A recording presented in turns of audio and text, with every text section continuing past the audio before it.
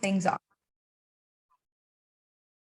All right, thank you all again for joining us today. I'm Samantha Weaver. I'm the program manager for our Connected Communities program at EBCE.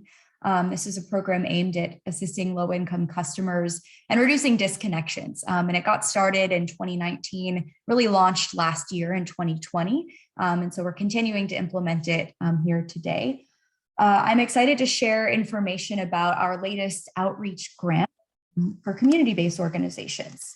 So what I will do is, first of all, welcome you and just clarify and confirm that the intended audience for this presentation is prospective grantees. So community-based organizations that do work in EBCE's service area. The slides that I'm sharing today will be available online, as will the recording of this webinar.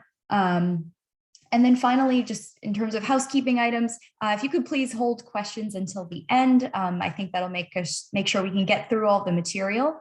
I'm also encouraging all of you to please submit any additional questions in writing to us, and you can do that by emailing outreach@ebce.org. Once I receive all those questions, I'll compile them into a Q&A document that also gets posted online. The idea being that way everyone has access to the same information. And in terms of what we'll cover today, like I said, we've got a lot of items to cover. I'll give a quick intro to EBC in case any of you are not familiar. I'll give an overview of the grant, who's eligible for it, what's the timeline, the grant goals and deliverables, what does the application process look like, what are our selection criteria, and then finally, I'll share a little bit of information about the arrearage management plan, because it's a new program. I think both customers and organizations aren't as familiar with it. So I wanted to take a little bit of time to discuss AMP. Lastly, I'll cover the questions we've received so far. So these are questions that have been submitted via email, and I'll go over our responses to those. And then at the end, I hope we'll have time for additional Q&A. So to jump right into it, for those who might not be familiar with EBCE, we're a public agency that serves Alameda County and the city of Tracy. We launched in June of 2018 and expanded to cover all of Alameda and Tracy in 2021.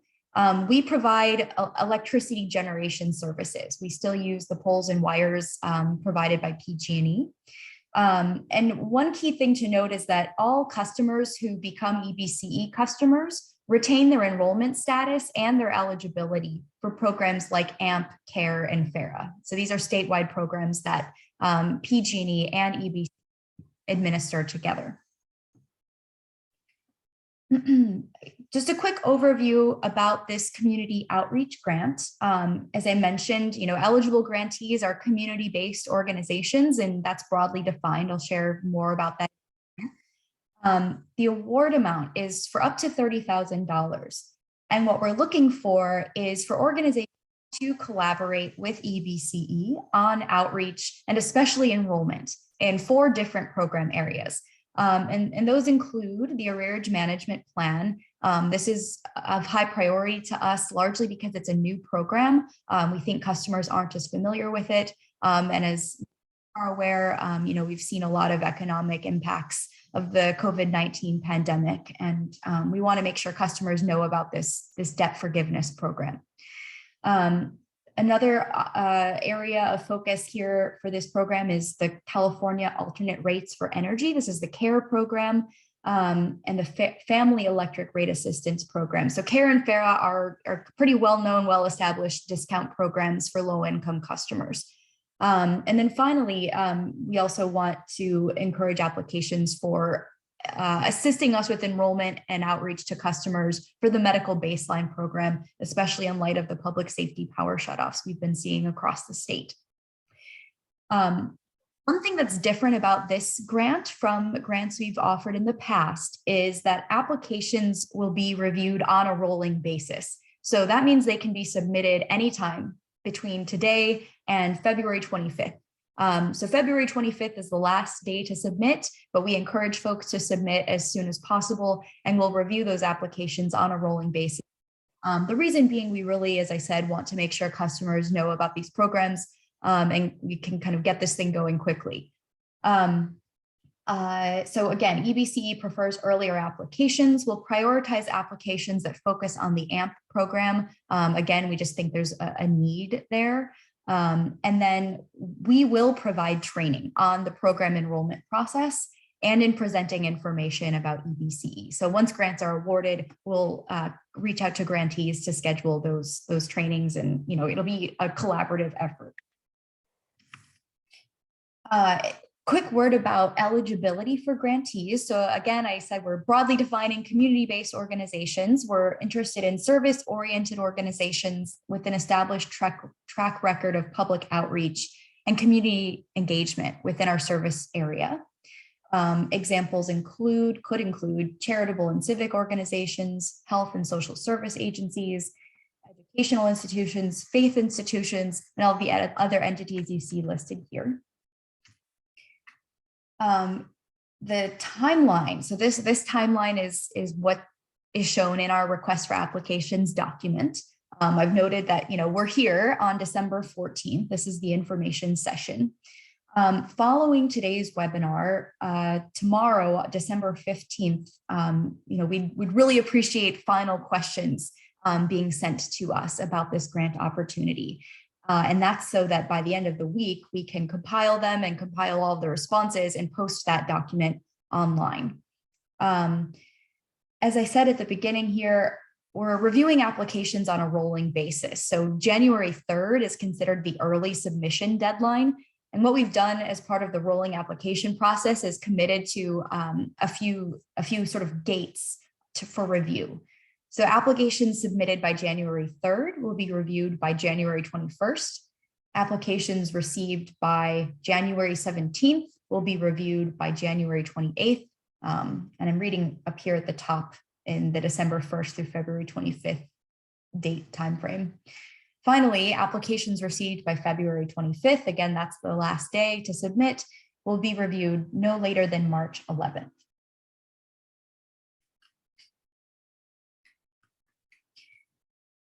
I wanted to spend a little more time just giving an overview of the program goals. So again, we're looking for organizations to help us directly facilitate customers' application to the 4 programs I mentioned earlier. EBCE currently has 11,000 AMP eligible customers who are not yet enrolled. So I think that's another point that sort of underscores our rationale for why AMP is a high priority program for us right now. And we are accepting applications for outreach and enrollment related to all 4 of these program areas or a subset. So it could be just AMP, it could be all 4 or some other combination. The goals of the grant is, the primary goal is to collaborate with trusted organizations. We need your help to reach customers who are hard to reach or who maybe don't know what EBCE is. So again, the goal is to increase enrollment in these programs. And EBCE is looking for applicants that will help us with communicating eligibility and helping customers enroll. Overall, this will help residents avoid the disconnection process. Again, that's sort of the overarching goal of the Connected Communities Initiative. And then last but not least, just help us communicate basic messages about EBCE so there's not customer confusion. In terms of deliverables, the expected impact is, again, we're looking for for community-based organizations to help customers enroll or fill out an application where applicable. Each of the 4 programs I mentioned, so AMP, CARE, FARA, and Medical Baseline, they each have a different application and enrollment process. That information is detailed in attachment A of our request for application. So I've tried to spell out, how does a customer enroll in each of those programs? For CARE and FARA, there's an online form. For Medical Baseline, it's more complicated. They need to get a doctor's signature. For AMP, they need to call a phone number. So it really varies. But again, we're hoping for help getting customers across that finish line and getting them enrolled to the extent practicable. As I mentioned, we will hold kickoff meetings and trainings with grantees once grants are awarded. And then the key deliverables are really the midpoint check-in. So we'll hold a meeting midway through to talk about progress to date, any preliminary data on customers reached so far, what remaining milestones exist, et cetera. And then the final report will include a little bit more details about outcomes, lessons learned, especially to help us reshape this grant program next time. The request for applications linked here on the slide has more details about the deliverables here. To apply, we would ask you to email us a Word or a PDF document to outreach@ebce.org. Again, we're accepting applications on a rolling basis. Please submit one proposal for each specific project. And that can include, as I said, a combination of of programs in your enrollment strategy. Grants will be awarded in amounts up to $30,000. The work completion date is about 6 months out from being awarded, so by September 1st. And the final report will be due a month after the work completion date, so by October 1st.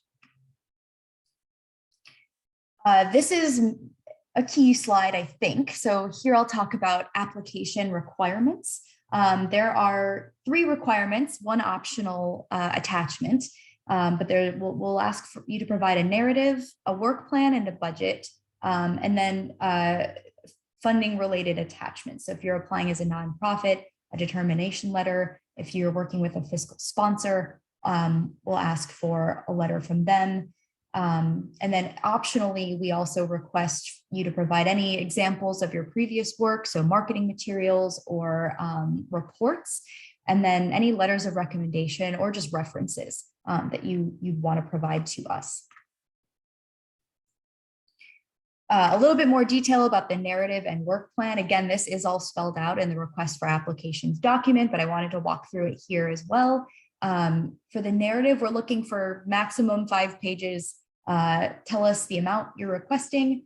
What program areas do you plan to focus on? So AMP, CARE, FARA, medical baseline. What are your outreach goals and your audience? So who are you planning to reach? And then the 4th item here is what's your goal for enrollment in each program? And then last but not least, your strategy to meet those goals is also going to be really important. We'd also like a little bit of information about, your capacity to reach and effectively communicate with low-income residents in our service area. So what's your history with doing that? Your history of meeting grant deliverables for other funders, or just information about your ability to meet the outreach expectations here. For the work plan and budget, we want you to include the program areas you intend to focus on, your proposed outreach methods, recognizing that we're still in a pandemic and those are probably going to look different than they have in the past. We fully expect everyone to implement COVID-19 safety protocols. We'd also like you to include a plan to track the number of residents you reach and how many applications get submitted.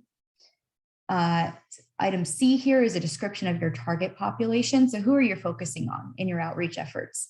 And then finally, a simple budget that includes staff time and costs, direct expenses, and any sources of additional funding. Once again, this is all spelled out in the request for applications document. There are more details included there. This is maybe the second most important slide. So we're getting close to the end here. Thanks for bearing with me. The selection criteria.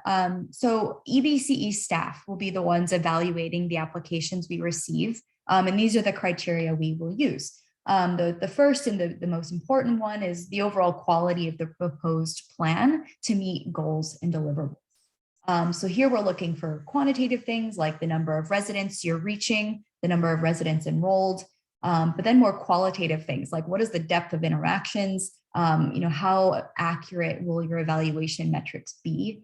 So ideally, we're looking to reach a lot of people. I mentioned we've got 11,000 customers who aren't enrolled in AMP.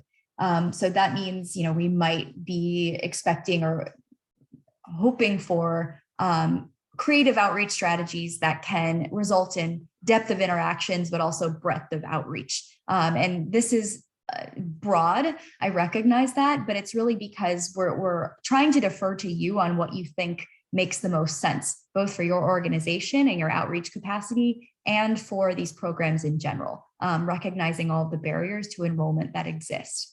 The second most important item is demonstrated outreach capacity.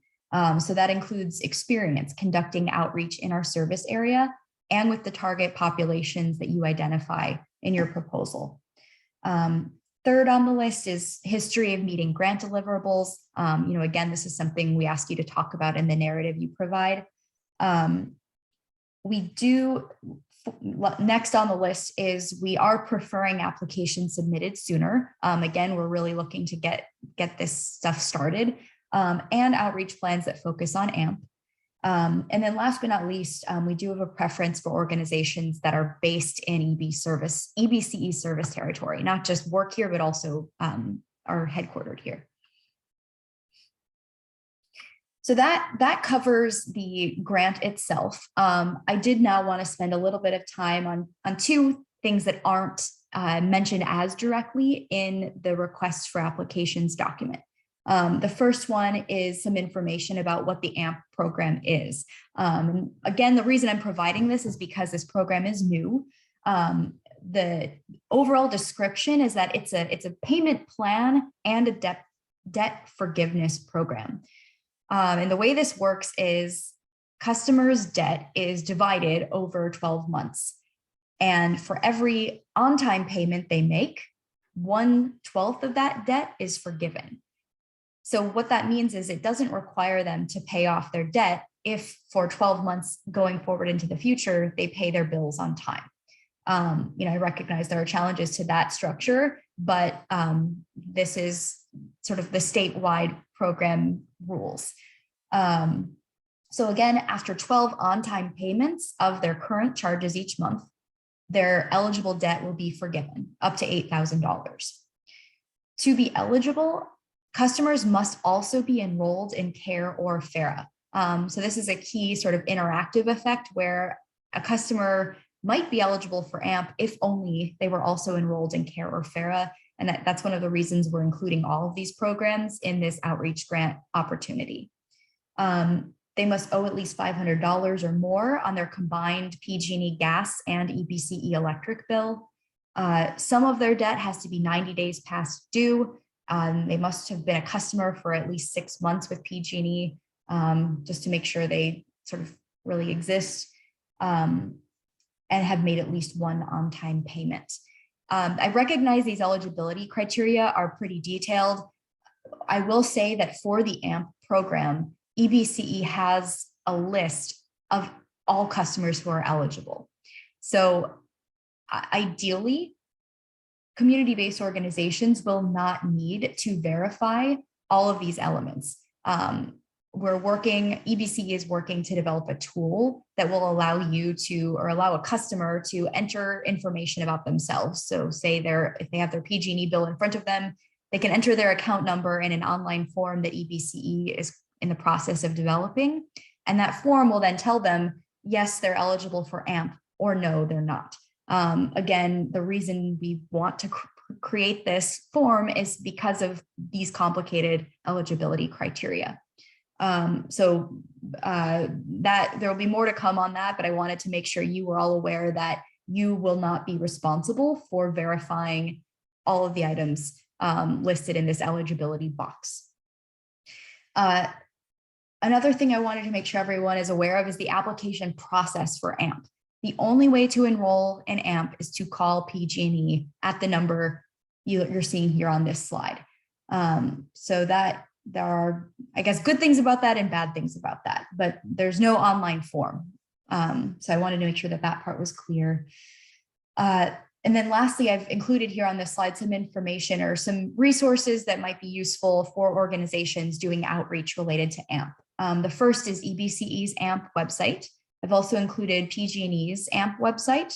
EBCE is also created and sent out to all AMP eligible customers already, brochures, direct mailing materials. We've included information about it in our newsletters. We're happy to provide those upon request and can mail them again or create new ones. So again, we view this marketing effort as collaborative. We also have, as I said, information about which customers are eligible for AMP. We can definitely provide you with zip code and census tract level information.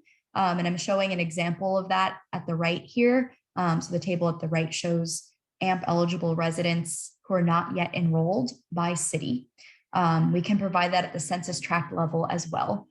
We are consulting with legal counsel as to whether we might also be able to provide you with actual customer contact information. So we're looking into the customer privacy issues around that. And if we can provide customer mail addresses and emails, we would gladly do that. We just need to make sure that we can, in fact, provide that information to a third party. We may need to have some kind of non-disclosure agreement in place. So that's an area that's, again, we're still working through. But again, what we can provide you right now is census tract and zip code level eligibility data. And so that's what you're seeing at the right here. So this is saying that, for example, when I pulled this data in late November, there were 4,000 customers in Oakland who are eligible for the AMP program, but who are not yet enrolled. Okay, this is the last section of this presentation. I wanted to walk through the questions that we've received so far.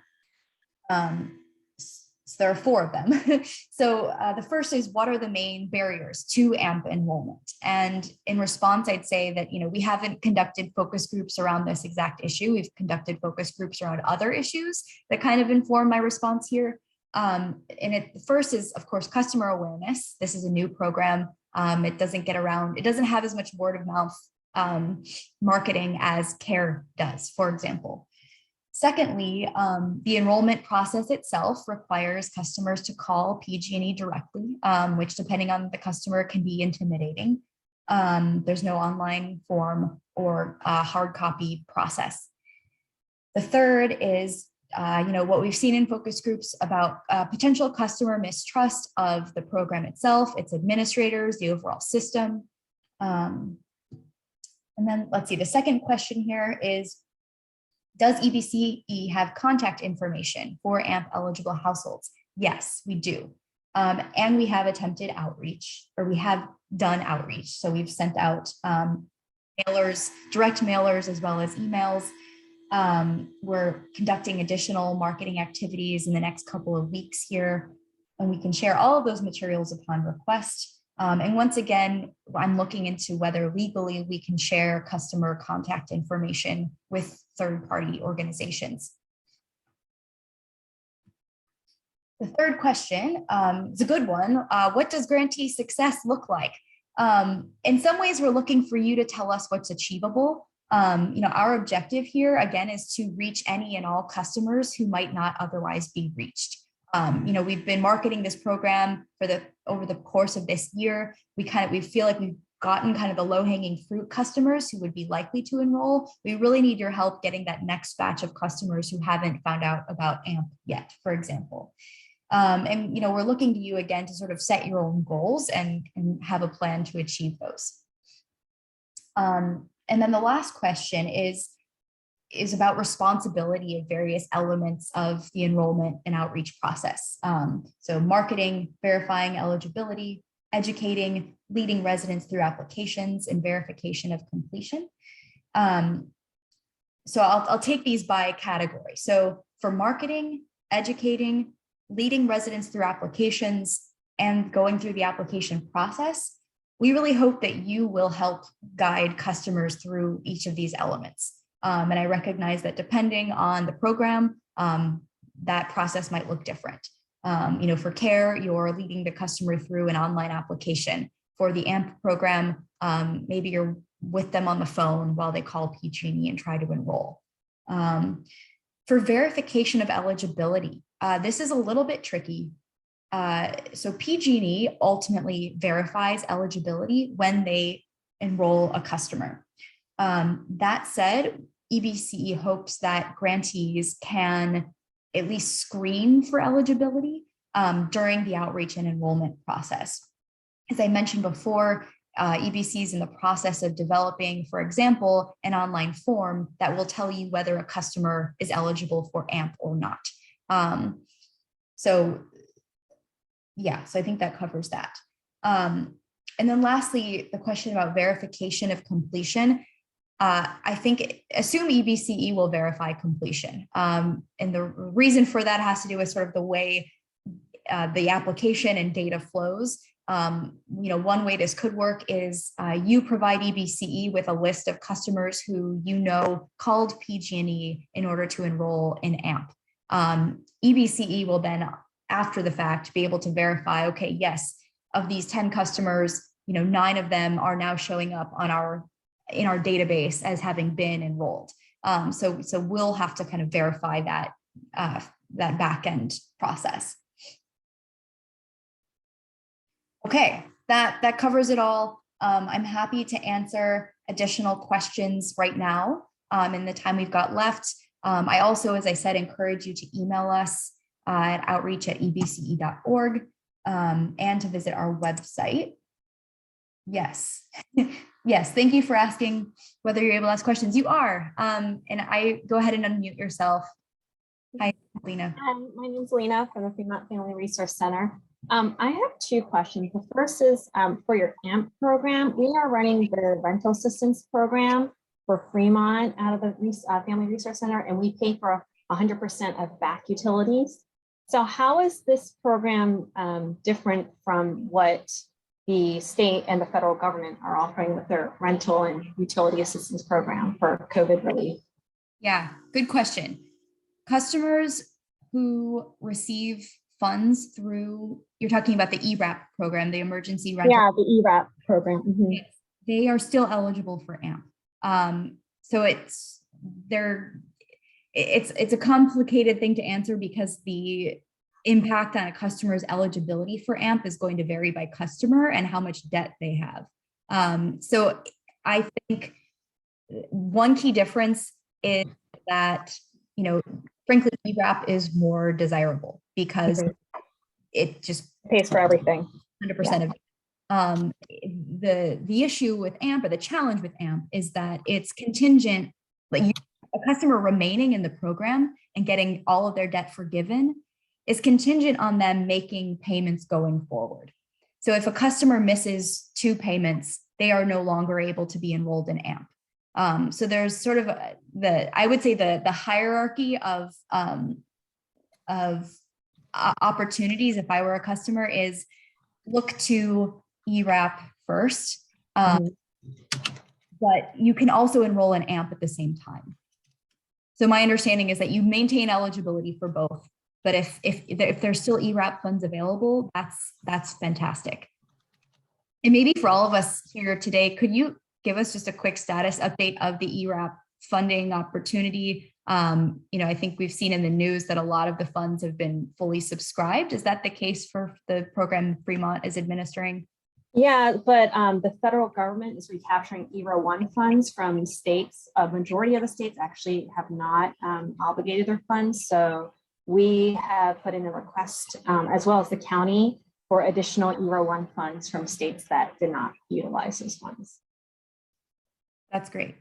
So unused funds are coming our way. Is sort of hopefully, fingers crossed. We haven't heard from the feds yet, but we already submitted our I guess desire for those recaptured funds, as well as the county, Alameda County. And if a customer were to go on your website today, could they apply for utility debt forgiveness? Oh yeah, they can go to our Fremont.gov, Keep Fremont House website and apply for utility rental assistance, or just utilities, back utilities paid for up to 12 months.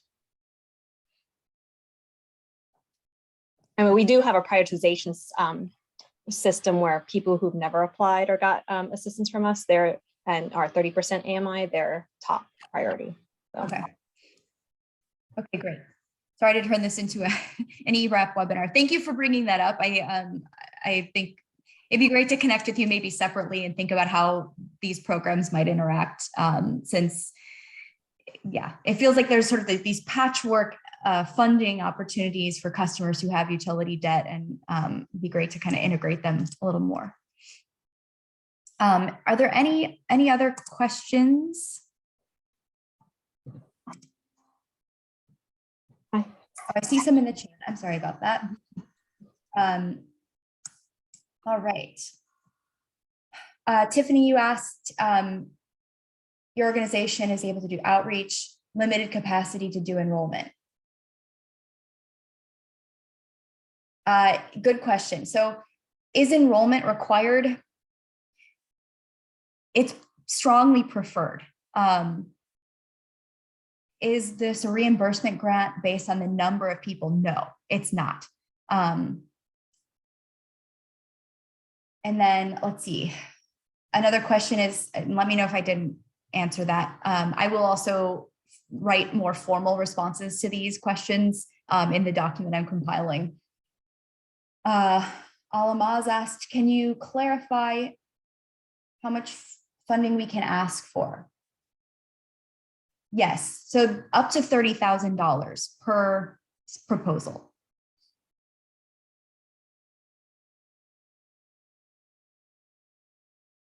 Could you clarify tracking we need to do for the program versus tracking you would provide? Yes, good question. Let me go back here. So I would love to see tracking of outreach related efforts. So how many emails have been opened? How many direct mailers did you send? How many applications did you assist customers in completing? So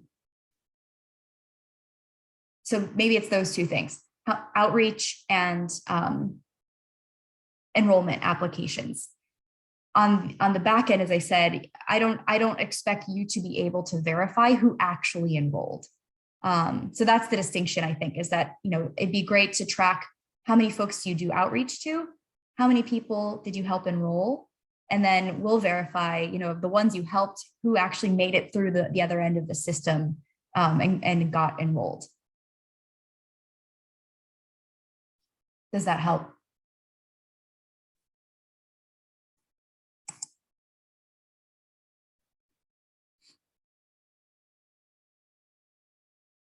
Great, and feel free to paste other questions in the chat box. And like I said, this is actually helpful because I can now copy these into the document I'm creating.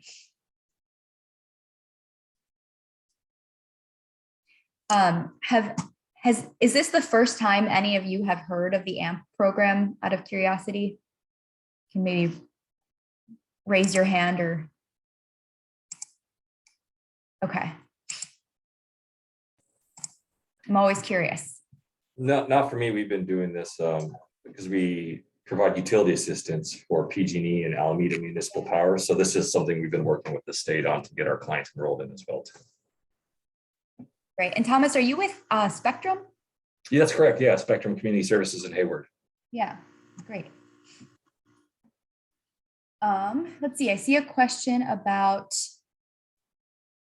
for the existing marketing materials, are these available in multiple languages? Yes, I believe all of them are available in English, Spanish, and Mandarin. And I can double check on that with our marketing team. And we do have the ability to translate them into other languages if that's something you'd like. So we have a translation service we work with.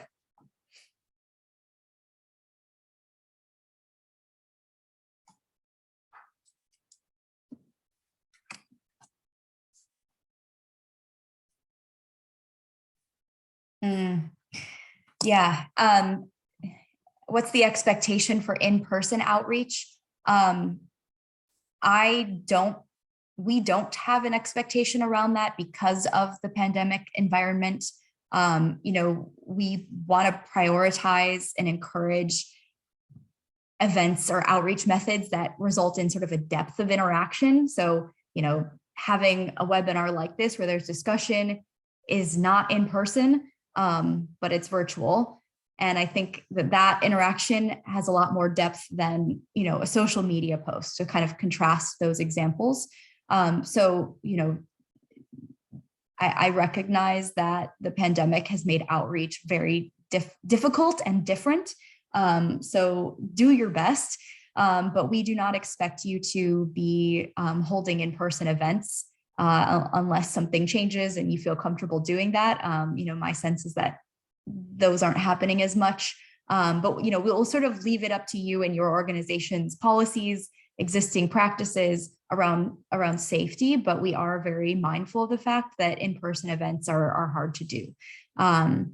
So I hope that answers the question, that virtual events are expected given the pandemic environment.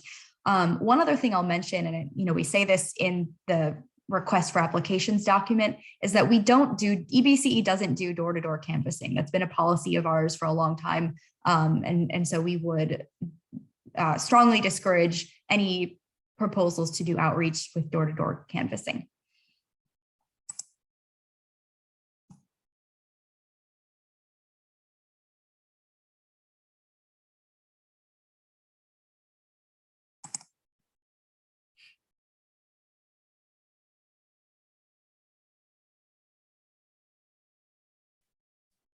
Okay. Any final words or any remaining questions I can answer?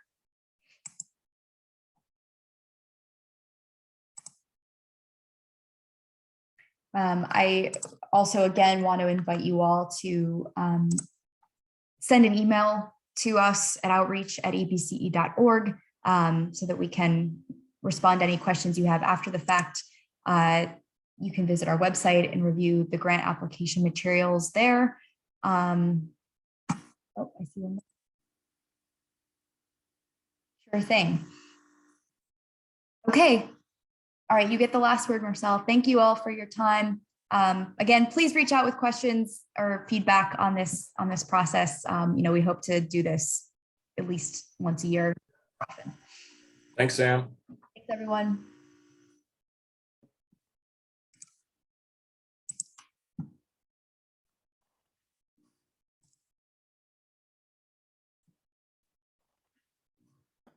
Thank you. Thank you, Stan.